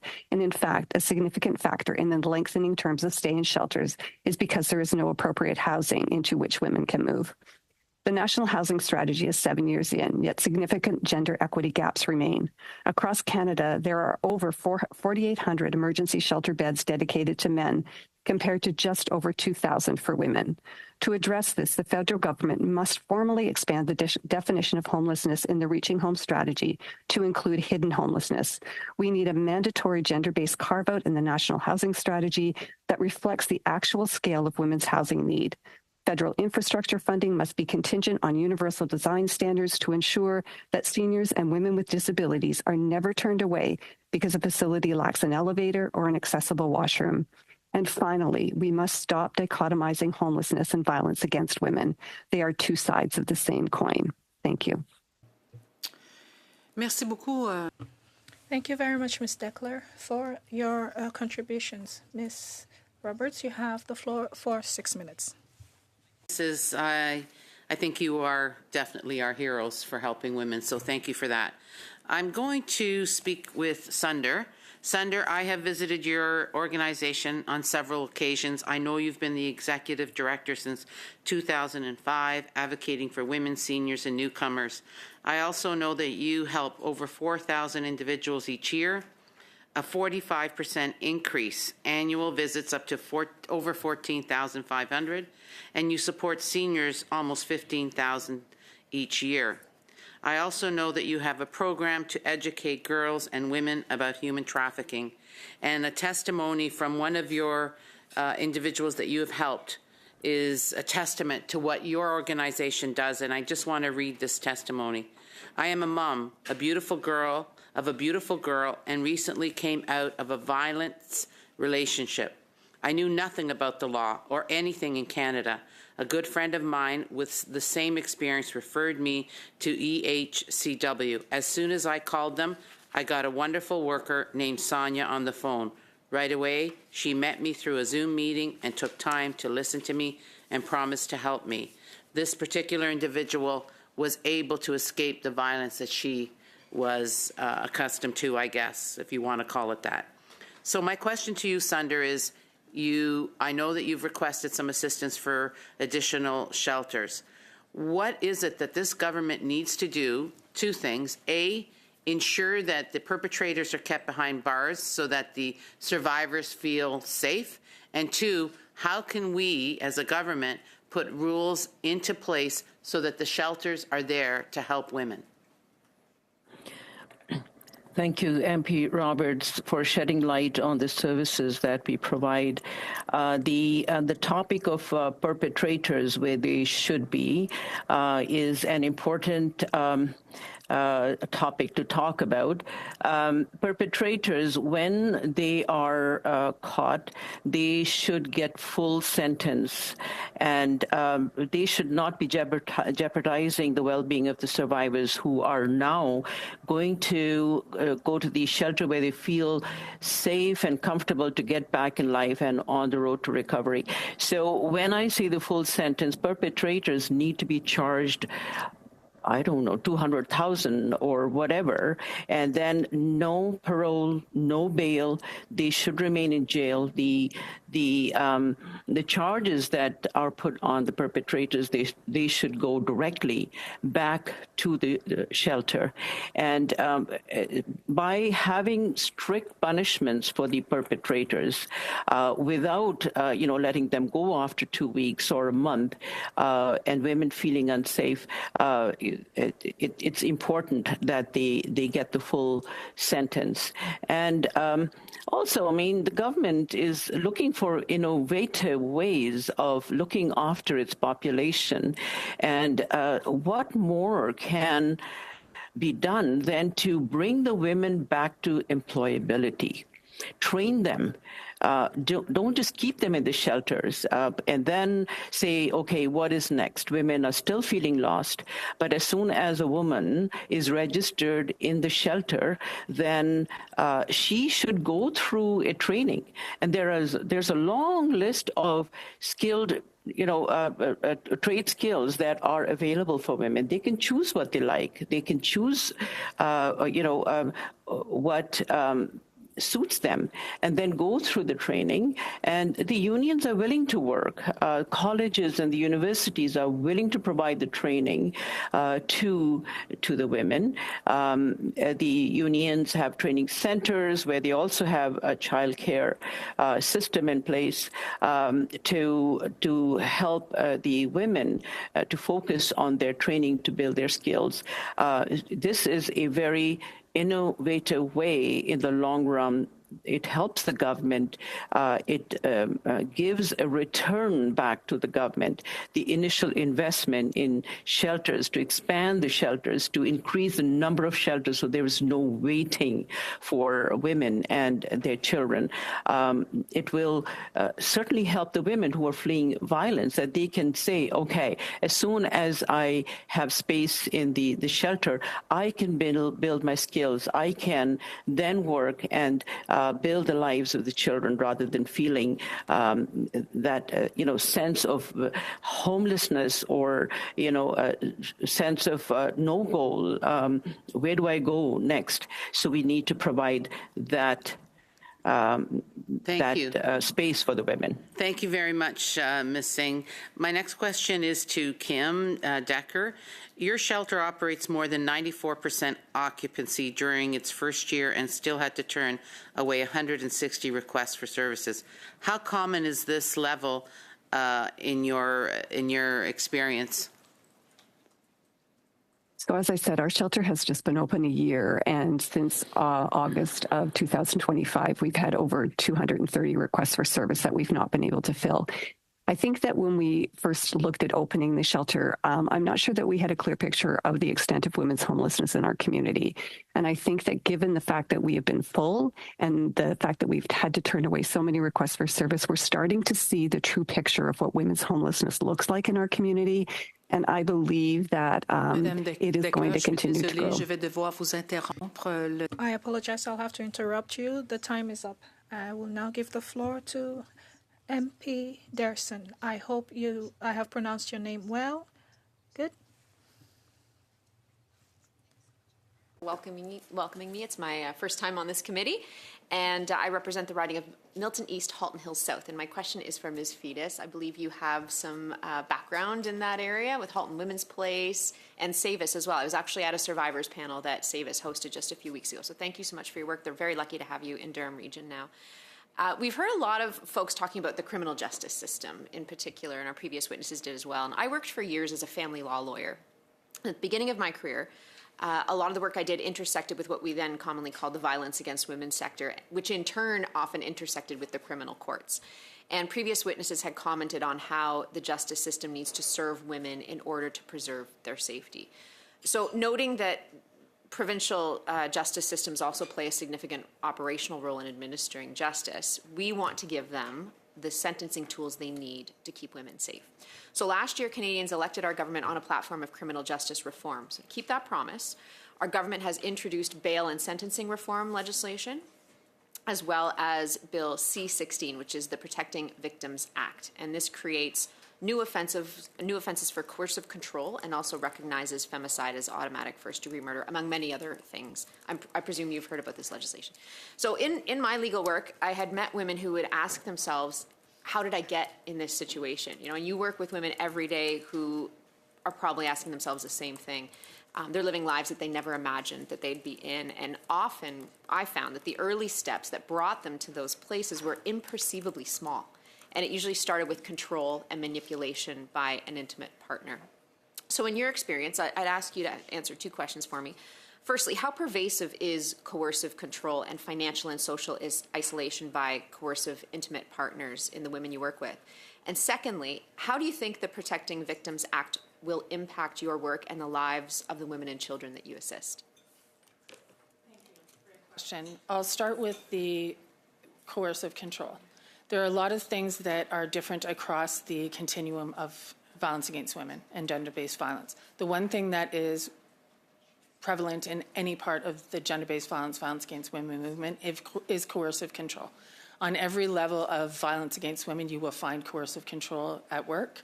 It is something that we often have a very hard time working with women about because it is so pervasive and so a part of their day-to-day experience of their gender-based violence that it's very hard to get to the root of. With the changes to the laws, I can't even imagine. We're so excited as a sector to have these laws change because this is something that we've been trying to say. You can't have violence against women exist if you don't have coercive control. To try to have somebody charged with the larger assaults and the bigger name things, it's much harder to have someone charged for that. Coercive control is relevant, it's prevalent, it is something that we can see every abuser being held accountable for. And when someone is held accountable for something, it changes something in the survivor. It gives the survivor a little bit more, oh, so I'm not imagining this. This is actually something that is a problem that isn't just about me. So it gives survivors some control over their own lives and it gives them some power back. And that is something that we try very hard as a sector to give women is power back over their lives and some autonomy. And having this recognized as something as dangerous and pervasive as we as a sector have known for many, many years that it is a game changer. It's going to make things much more respectful to survivors. Thank you so much for that. Thank you. Much appreciated. I also want to ask a little bit about the role of second stage or transitional housing as well. And I'm a former municipal councillor as well, and oftentimes we would get calls or emails from people in the community who had seen folks who were unhoused and were looking for help. And in my community, the region was responsible for emergency housing. And we have one really great and several organizations, but one in particular, Milton Transitional Housing, which has had tremendous success in filling that gap between emergency housing and stable long-term housing. So I guess the question I have is how underfunded is that gap, that transitional space? There's always room for more funding and support in these spaces, but I think what's happened is that it's the emergency housing and the shelters have been overstretched because people just automatically think that's going to be the long-term fix. So can you comment a little bit about the role that second stage transitional housing plays, and perhaps a little bit too about the role that municipalities and other levels of government play in the dialogue they share amongst themselves to get this gap filled? Housing, I said it in my speak, and it's probably my favorite topic right now. We can't do this work and we can't change gender-based violence if we don't have transitional housing. Shelters have become de facto transitional homes. It is not an ideal space to live in a room no bigger than the inside of this table with your children for more than 3 months. We have women staying in our shelters for 8, 9, 10, 12 months now. And we just don't have the capacity to do that kind of work and help women move through. Our shelter itself has asked for permission from the ministry, and we've received it to turn 2 of our beds into transitional beds so we can connect women with employment programs, get them connected with life skills, so we can help them move out of the shelter system permanently. Municipalities, the Durham region does not fund. I heard my colleagues say the difference between gender-based violence and homelessness. It's very real. These women are homeless women, but regions don't fund gender-based violence. So there is a huge lack of... Je suis désolée de devoir vous interrompre. I apologize. I have to interrupt you because the time is up. Yes, it's the frustration of everyone. The time really goes really fast. Ms. LaRouche, you have 5 minutes. Thank you very much, Chair. Thank you to the 3 witnesses, Ms. Singh, Ms. Fidesz, and Ms. Deckler, for being here with us today. I think it's the word of the day right now. What do we do for these shelters, for these women who are victims of violence? And you work in the shadows and you make miracles with very limited resources, but you change the lives of people. Just last weekend, I was able to notice the impact that you had. I was giving a prize for the Greenberg Bride, and it was concerning, it was given to a hidden home.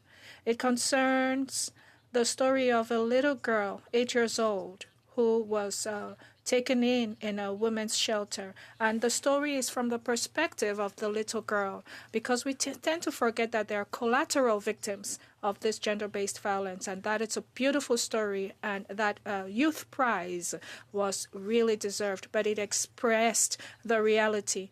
It is really the hidden home. It's a refuge for women to rest.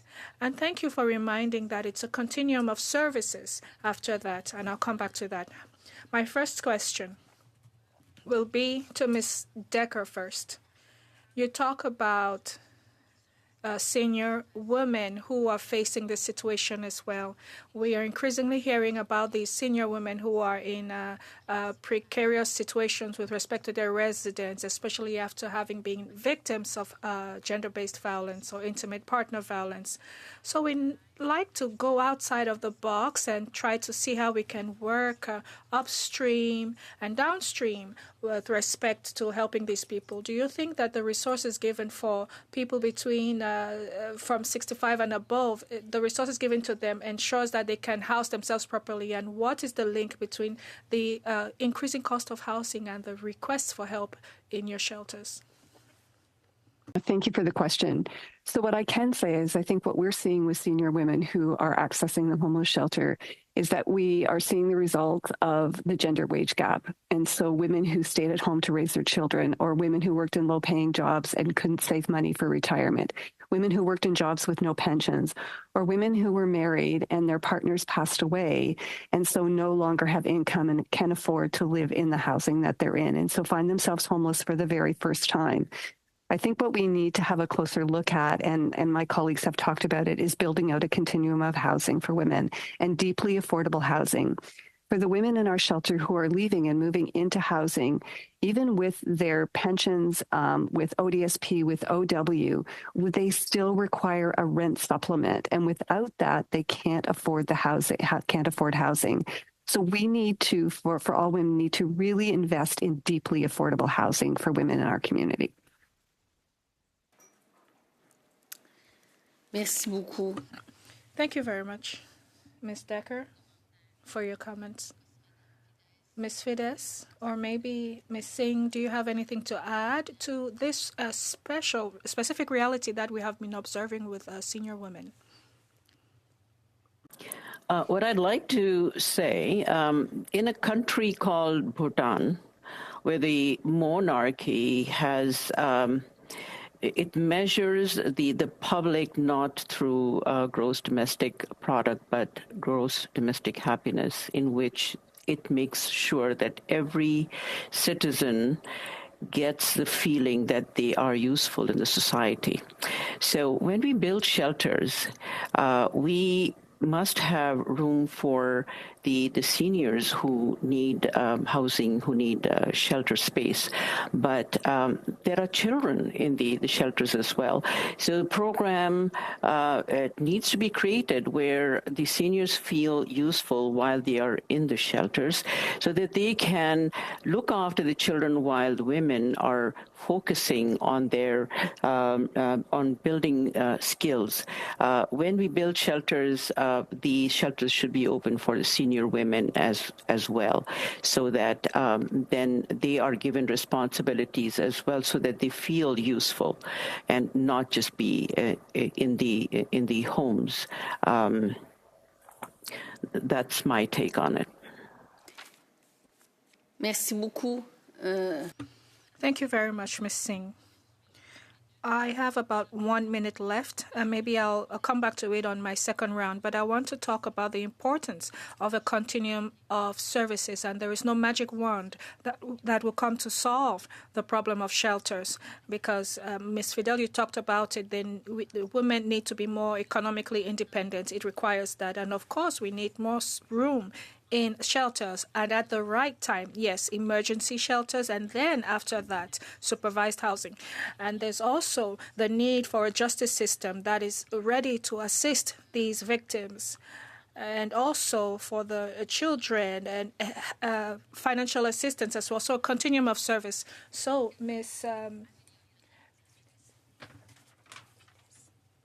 Ms. Fides, what do you think we can do to empower women more?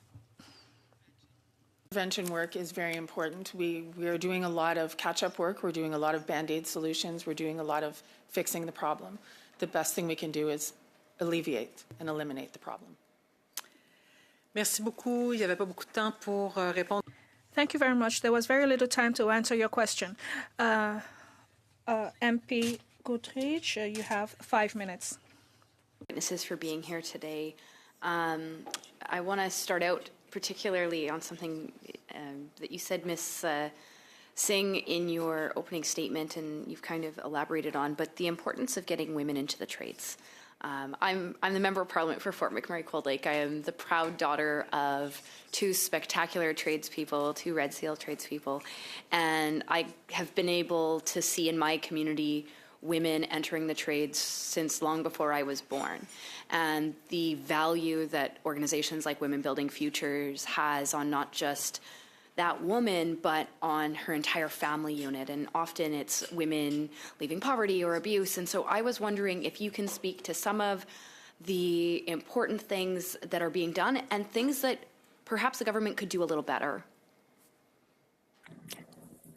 So there are organizations such as Toronto Community Benefits Network that encourages women to join trade skills. There are unions such as Leona Local 183 that has a huge training center where women are given the chance to be trained as trade skill workers. And not only that, we spoke to the union, Leona Local 183, about women who come in shelters, how they can be trained. School-going children, they are sent to school, and right after they're sent to school, the mothers can then take the shuttle bus, go to the training center, and then get the basic construction craftsmanship training. It could be a couple of months, and the cost is $400, for example. They are willing to waive that cost so that the women can get the training. And then maybe the economy is down right now, and as soon as it picks up, the demand for the construction work will become heavy. During COVID time and after, we continue to hear there's a lack of carpenters, there's lack of welders, there's lack of lots of trade skills. And if the women are ready, they're trained, they can be taken into apprenticeship immediately. They get paid. They go into benefits. The best way, the easiest way to empower women after they have experienced violence is to get them into employment so that they can start earning income. That starts the dream of owning a home. It starts the dream of owning a car. It starts the dream of looking after their children and giving them better education and building their career. It's a long-term goal, but it works. Once the government focuses on building the skills of the women who are breaking away from violence, then the empowerment starts. Couldn't agree more. I think it's so spectacularly important, and I've had the privilege of seeing this firsthand in my own community and the difference it makes in not just the lives of those women, but the community writ large. And frankly, oftentimes those women are some of the best tradespeople out there because they're a little bit better at attention to detail or different pieces like that, and they bring a different skill set to the workplace. In the last panel, I asked a question about cost of living and how that is impacting shelters. And so recently, we've seen gas prices just skyrocket right across the country. And that's having an immediate impact on a lot of shelters in their ability to operate, but also the people that are accessing those services. As a Conservatives, we brought forward a proposal to immediately cut all gas taxes, saving Canadians 25 cents a litre for the rest of the year. Ms. Fides, do you believe that that would be a good solution for the temporary solution? I think it's definitely a step in the right direction. I think when women are given, when women who are fleeing violence and are living in our shelters and are staying longer are given any opportunity to save money and put it in their pocket towards their housing that moves them towards a life free from violence, I think there's nothing that can be said negatively about that. And any penny saved is a penny that gets a woman out of our building. All right, Ms. Decker, really quickly, do you have any ideas on that or thoughts? Sure. I think that I would agree with my colleague that I think any opportunity for women to have access to more funding leads them to have more success in finding affordable housing. Désolée, Madame Decker, mais I apologize, Ms. Decker. Time is up. Ms. Goodrich, I'm sure you'll have more time to clarify your train of thought later. Ms. Netten for 5 minutes. Witnesses here today for your testimony. Ms. Fetters, thank you for being here. I just wanted to ask you, you mentioned in 2023 the Durham region declared IPV as an epidemic. Can you talk a little bit about that? You talked about the community organizations, the municipalities, and the service providers coming together in mobilizing a response for this. Can you talk a little bit about how that, if it made a change or how it had made a change to tackle this problem?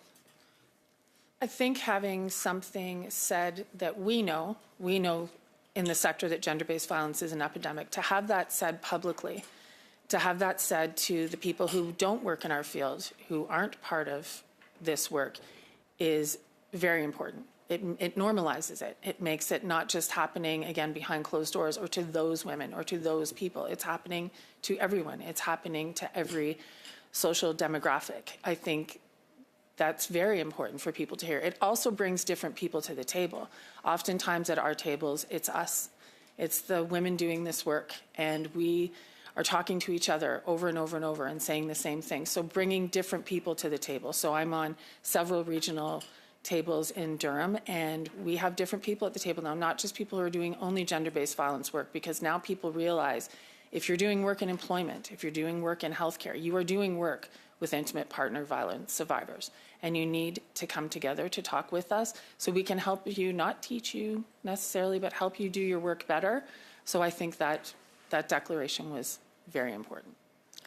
Thank you for that. And in a tiered government, usually the region is responsible for building or making available more deeply affordable housing. Are you seeing that in Durham region? Is the region building more affordable houses? And are you able to access them for the women that are in the shelter? Frankly, no. What we are seeing in Durham region, and I'll speak from our experience at the Denise House, we recently lost almost $100,000 in funding for our shelter from the region that we were getting.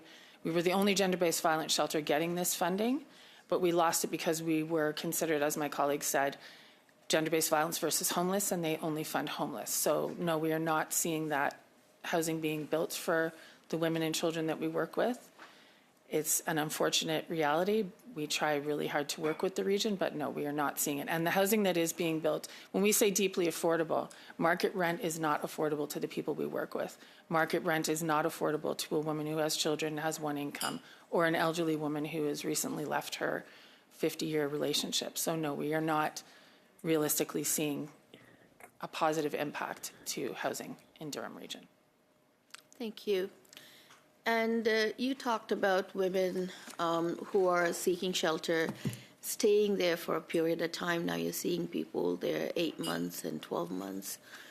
What does this mean for new people seeking shelter, and how many people have you turned away because you're not able to accommodate them? And what is the number like for the other shelters as well that's in the region? So in Durham region, we have 4 gender-based violence shelters. We are the largest.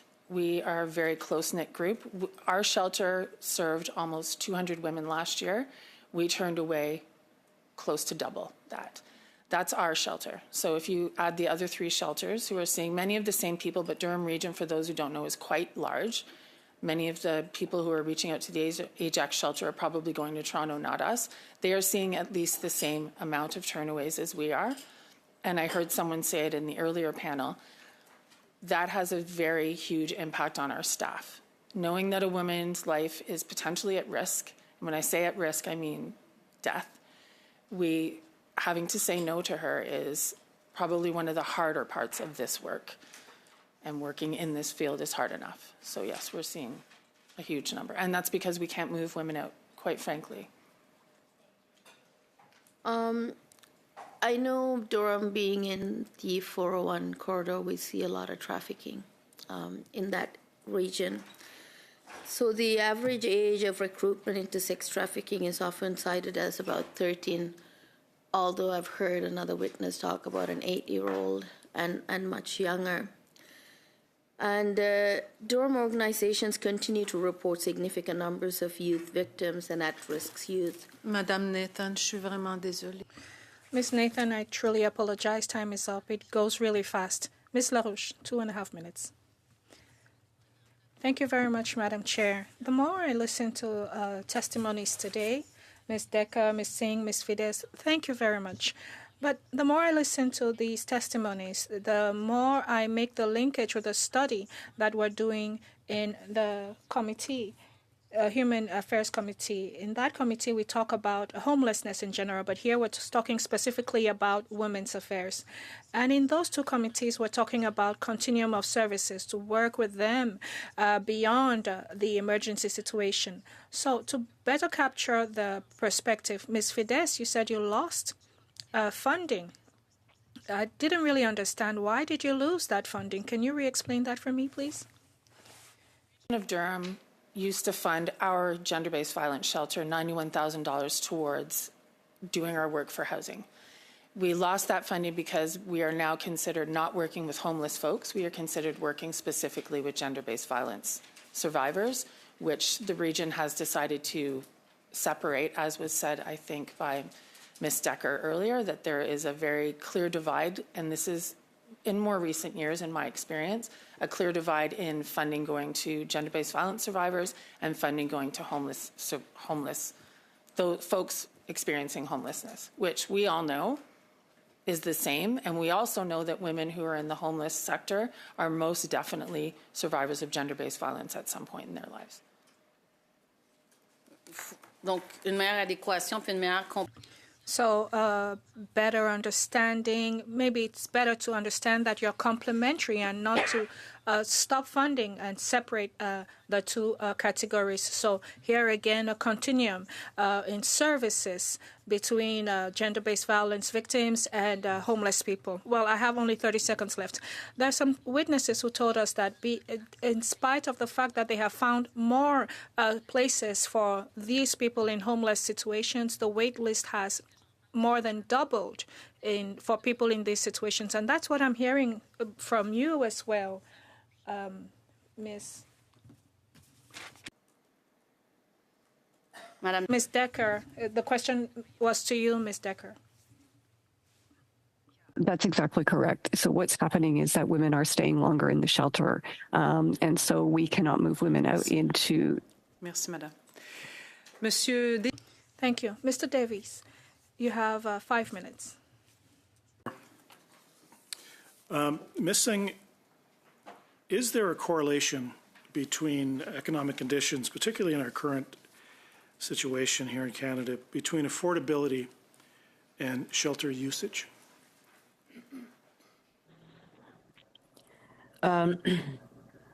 Again, Madam Chair, we're looking at the long-term impact of when women break away from violence and they come into a shelter.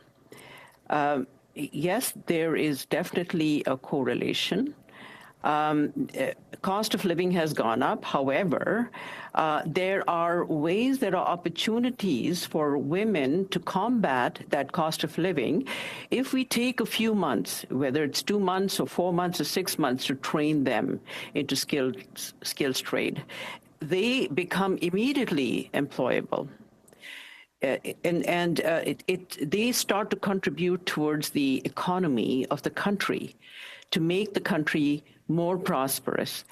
Then they are able, women, once they are trained, they are able to combat the affordability issues.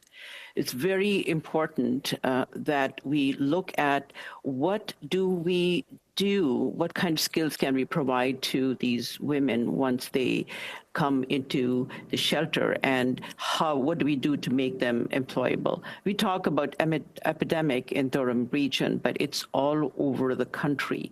6,000 women and children are staying in the emergency shelters on a typical day, but many, many, many thousands of them are waiting. This is an epidemic. If there is an epidemic, what does the government do? It has to create a task force. It has to get the group of people together from the government sources and go throughout Canada and see why are the vulnerable women ignored? Why are there limited funds available for these women to break away from violence? And then come back with a report and come back with a recommendation. This is what I would recommend should take place. Thank you, Ms. Singh. I have limited time, so I want to get to a pretty broad question, but in my previous incarnation before coming here as a member of Parliament, I was a regional councillor in the region of Niagara. And we had passed a declaration of emergency for homelessness and addiction in the region, as did many regions and many municipalities, not just in Niagara, but across the province. It was sort of our effort. We knew it was fundamentally outside some of our jurisdictions. But it was an effort to do, as you said, Ms. Singh, to get people together to start talking about some solutions. So I want to ask all of you if you could briefly tell me how we can bridge the gap between funding, policy, and delivery. Every level of government has tried to play a role, but we struggle with infrastructure and funding. And what would be your 3 top priorities if you could have your wish list of solving the key problems that you encounter? Give me your top 3 suggestions for government. Can I start with you, Ms. Fiddes? For me, it would be deeply affordable housing, putting funding towards actually affordable housing, funding towards transitional housing so that women are actually getting the life skills and the employment training that they need, and towards our prevention. I think we need to put a lot more money towards prevention so that shelters like us and services like us don't exist anymore.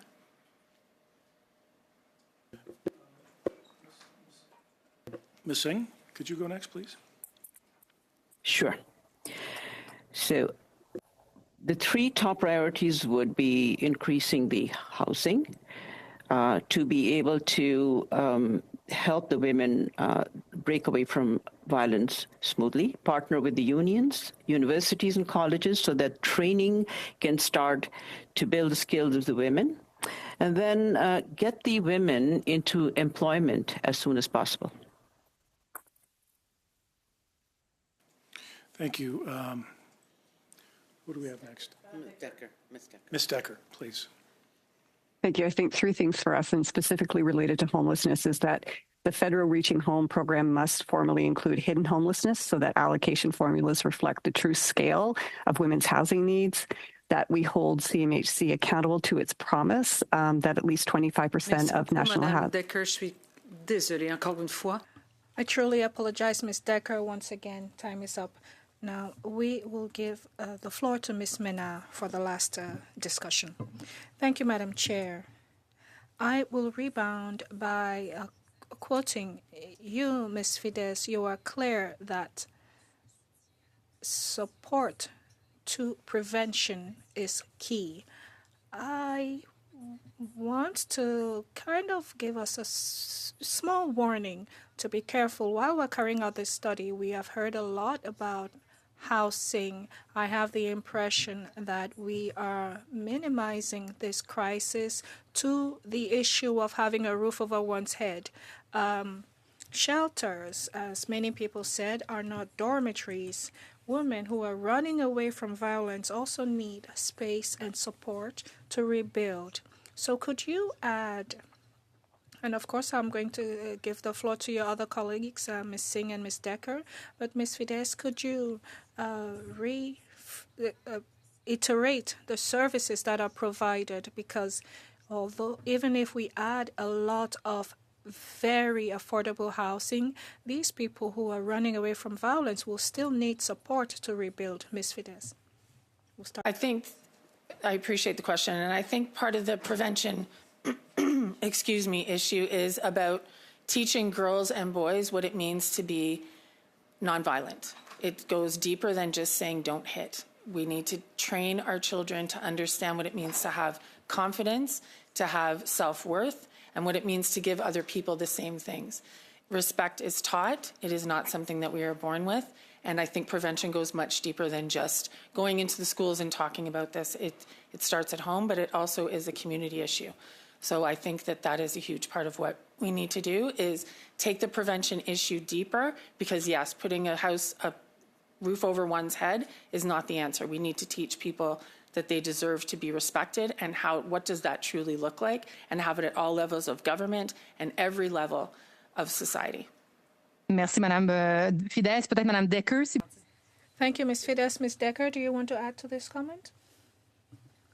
Would make one of the largest pieces of work that we do at the YW is around gender-based violence prevention. And we're one of the only organizations that start working with kids around 8 years old, and we do it in an age-appropriate way that looks at consent, that looks at bystander intervention, and looks at healthy relationships.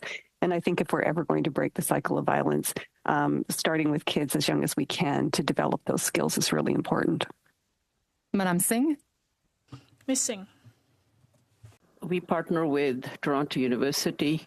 Every woman who faces domestic violence needs psychological support. She needs to let it out of her system.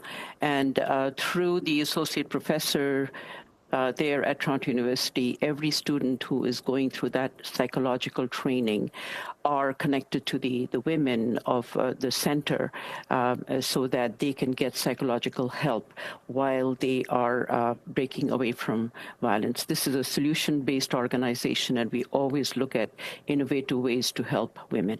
Merci. Je pense qu'en ce sens, Thank you. And I think the same committee has also finished a study on the consequences of the rise in anti-feminism.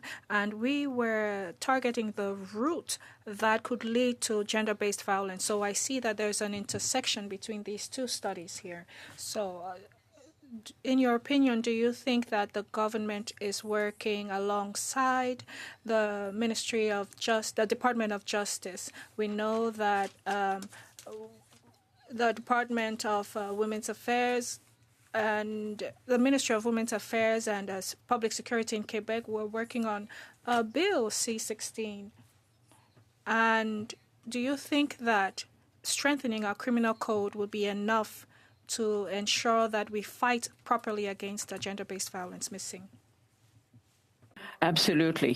The severe punishment has to be in place in Canada, which is lacking heavily, and that is causing a lot of criminal activities where women are hurting, the children are hurting, the seniors are hurting. Madame Decker? I think this is an issue that can't be siloed. I think it needs to work across ministries, and I think there's a role for a number of ministries in the federal government to work on this collectively. Voulez-vous ajouter? Est-ce que j'ai perdu quelqu'un? On dirait qu'il me manque quelqu'un à l'écran, possible. Oh, I'm missing someone on my screen, so I'll continue very quickly. Yesterday, I was beside the Parliamentary Secretary, Ms. Caroline Desrochers, and we announced the construction of... I apologize, I have to interrupt you. You will not have time to finish your question. Well, thank you to the witnesses for making yourselves available today. I wish you a good return for those who need to travel, and for the others, thank you very much. This brings us to the end of this panel. Dear colleagues, I want to talk with you about 2 or 3 housekeeping elements. And since we have added one more meeting with respect to the shelters, you can understand that we will need to readjust our agenda. Next week, as you know, we will, of course, continue on the issue of shelters this Thursday. And next week, we were supposed to finish up on the study on shelters, and we were going to begin on menopause until June 16. The guests for menopause on the 9th, 11th, and 16th of June have already been set. I think I will keep that as is, because if we need to readjust, it would be really complicated for our staff who help us out. And on June 18th, we have not yet confirmed anything for the witnesses on menopause. So this is my question. And of course, imagine that in any case, in the fall, we will have to continue discussing the shelters, because if we conclude on 18th on the shelters, we would not have completed our study, and we will have to continue in the fall, and same for menopause. So we have planned for a meeting on menopause on the 18th. And if we want to continue with shelters, we wouldn't have concluded. So we will have to continue in the fall. So on the 18th, we need to decide if we will continue talking about menopause or we continue with shelters, because in any case, we will have to continue on these studies in the fall. And I want to add something to that. There is the report on seniors that we will have to continue discussing. The hearings have been completed, but we have some in-depth work to do beyond that. So do you agree? Are you in agreement with me that on June 18th, if we continue sitting until the 19th, that is the next day, should the clerk continue making calls for menopause, and then in the fall, we will have one more meeting for shelters, as our colleague proposed. Are you comfortable with that, or do you wish that on the 18th we continue with the last meeting on shelters that had not been planned? But we can have our last one, and then we continue with menopause in the fall. So the decision is yours. What do you prefer? I prefer we should continue with the shelters on the 18th and then do menopause in the fall. That would be my preference. But understand that what is on the 9th, 18th, 11th, and 16th would stay as is.